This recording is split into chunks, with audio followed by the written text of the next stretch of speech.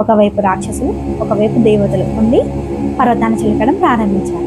కానీ సముద్రం పైన చిలుకుతూ ఉన్నప్పుడు ఆ పర్వతం నీళ్ళలో మునిగిపోతూ ఉంది.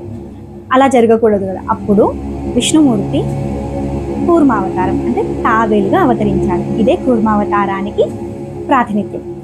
కూర్మావతారం ధరించి నీళ్ళల్లోకి వెళ్ళి తన వీపు పైన మందర పర్వతాన్ని నిలబెట్టించుకున్నాడు విష్ణుమూర్తి. అప్పుడు విష్ణుమూర్తి సహాయంతో రాక్షసులు, దేవతలు కలిసి సముద్రాన్ని చిలకడం ప్రారంభించారు.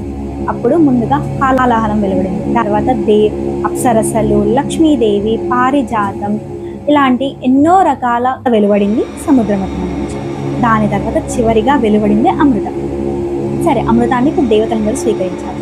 దేవతలందరూ స్వీకరించాక రాక్షసులు వారికి తెలియకుండా అక్కడి నుంచి దొంగలించారు. అప్పుడు విష్ణుమూర్తి మోహిని అవతారం అంటే అమ్మాయిగా అవతారం ధరించి రాక్షసులను మాయ చేసి ఆ అమృతాన్ని వారి నుంచి తస్కరించారు. రాక్షసులు అమృతాన్ని స్వీకరించినట్లయితే వాళ్ళు అపరాజయులు అయ్యేవారు, అంటే వారిని ఎవరు ఓడించేవారు కాదు.